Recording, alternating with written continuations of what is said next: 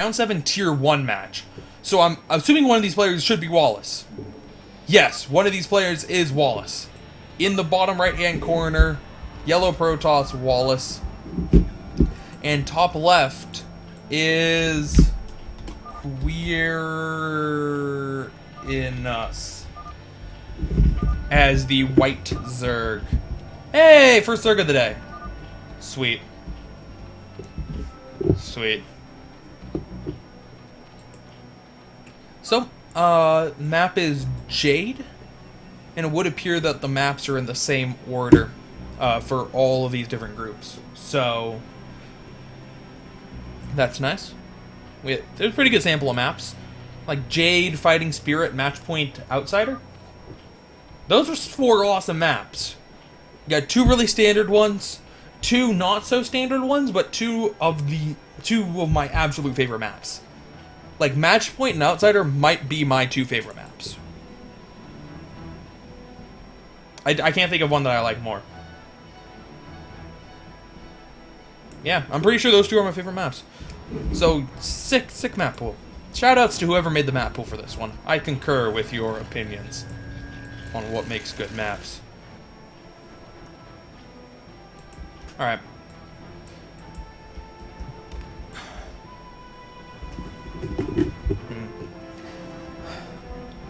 So, Wallace, this should be a fine wall. Okay. I was going to say this should be a fine wall, because you can put gateway here and forge here and have a hole in the center. It doesn't look like he's going to do that. Instead, he's going to have forge here, and that's tight, and then gateway on top, which will also be a nice wall. He'll have to destroy a pylon to get out, and the gateway's a little bit more susceptible to being sniped. At least I think that is how he's going to do it. But still, this is a good wall. This is an absolutely fine wall. Alright. Looks like Wallace messed up and blocking the hatchery. I did spell Quirinus, right? Right? I'm gonna double check that. 1, 2, 3, 4, 1, 2, 3, 4, 1, 2, 3, 4, 1, 2, 3, 4. Okay, cool. I don't know why it looks different. For whatever reason, just like that doesn't look like that. Maybe it's because the Q has such a small tail on this font that it looks like too much like an O, and that's what's messing me up. Okay. Okay, so Wallace is gonna put the gateway over here. Is that tight? God, now I can't remember. One side of this, the gateway is tight. One side, it's not tight. When you put it up against a wall like this. I now can't remember which one it is, though. I think it's this side that's not tight. So I think that this side is tight, and he's gonna be fine. Which means that my comment stands from what I said last time. I guess. I thought that these could be on the same level. And that's like the only thing. He doesn't need to destroy the pylon though, which is nice. This is a good wall. I like this wall a lot. Assuming that that is, in fact, the tight side.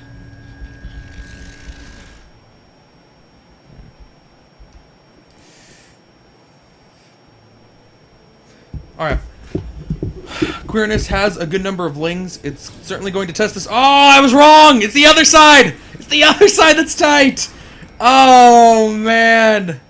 Oh, I should have trusted my first instincts because I thought the gateway had to be on the left. If he had switched it, forge here, gateway here, everything would have been fine. But now he has 7 lings in his base. Oh, no. Oh, no. Like, 7 lings in your base, no zealots out? I'm pretty sure that's the point you just abandon your main. Like, I don't think he can save it. He's coming back with some of his probes, trying to kill lings. He does not kill any of them. Oh, man. Oh, no. We're gonna get the multi-kill. We're gonna get the multi-kill indicator, because Wallace is losing too many probes. Oh, how much mining is he doing? He is doing some mining. Okay, he hasn't pulled every single probe he owns. And that Nexus is under half health because all the shields are gone and has taken a little bit of structural damage. Now the second cannon has come in, so no more lings are going to be coming most likely. This is it for Quirinus. But this, if he plays his cards correctly, this should be all he needs. Oh man, so many probes have died. Quirinus now ahead by 4 supply at Zerg. That's a huge, huge advantage. And what is he doing as a follow-up? Getting a lair? Okay. Okay, so it looks like a pretty standard follow-up. That 4th hatchery's a little bit fast. Just slightly. So he might not be going directly for Spire. He might even be going for some Hydralisk build after this, which is a really strong option. I like that a lot. You don't need the Spire. Obviously, his Corsairs aren't going to be around for quite a while. And you don't need Scouting, because you have 5 Lings in his base. So you don't need the Scourge for that. If you just went straight for Hydralisk and did a really strong attack, I think that Wallace would have a really hard time holding it off. It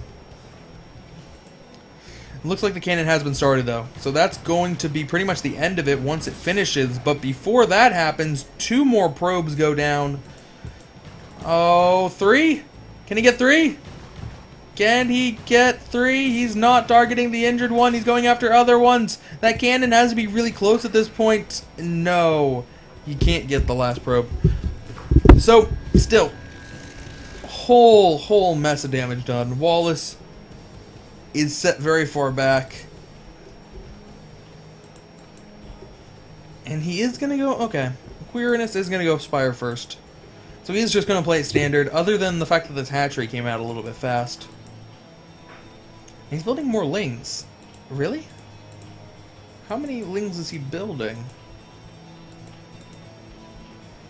This was a lot of Overlords coming. But there's the Hydralisk Den. This is kind of looking a little bit like Bakuyu style. Just a smidgen. Is he thinking about delayed Mutalisk transition?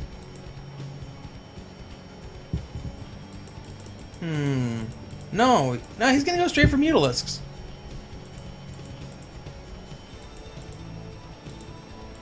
Man. Okay, he's gonna go straight for Mutalisks. And Mutalisks should be pretty effective here. I don't know why he built that extra hatchery. That definitely could have been later if you're gonna go straight for Mutalisks. Alright. Well, there is 1 cannon down in the main. 1 cannon down in the natural. He already has 9 Mutalisks on the way, and 9 Mutalisks are easily enough to shut down... excuse me, to shut down either of those expansions.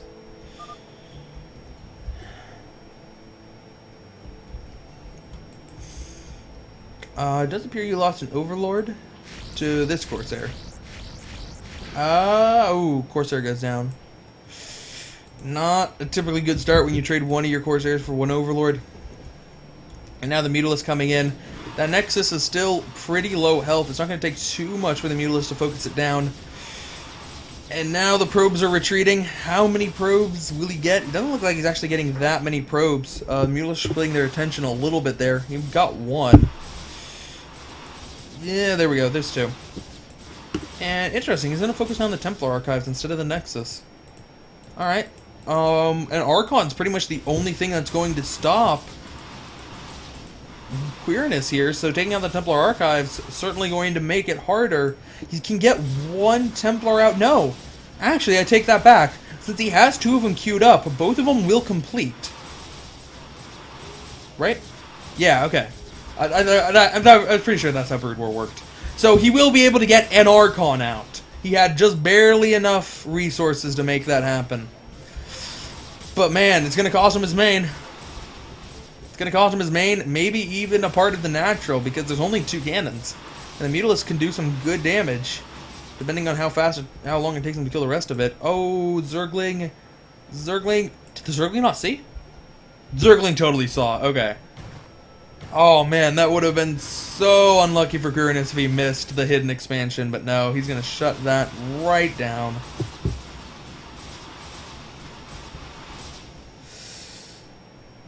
Oh, Wallace.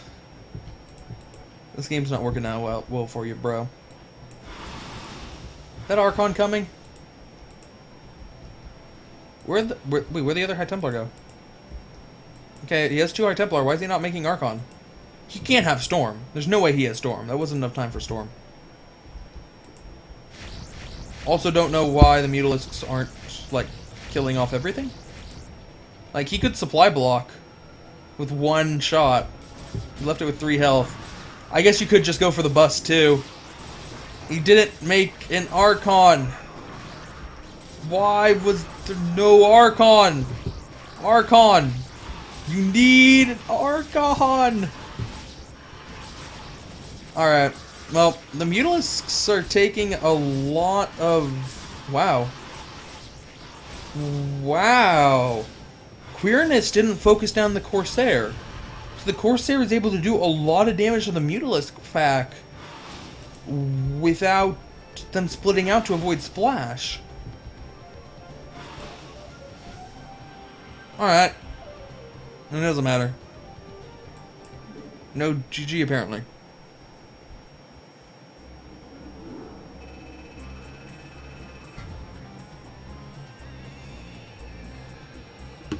Oh, the rep was broken?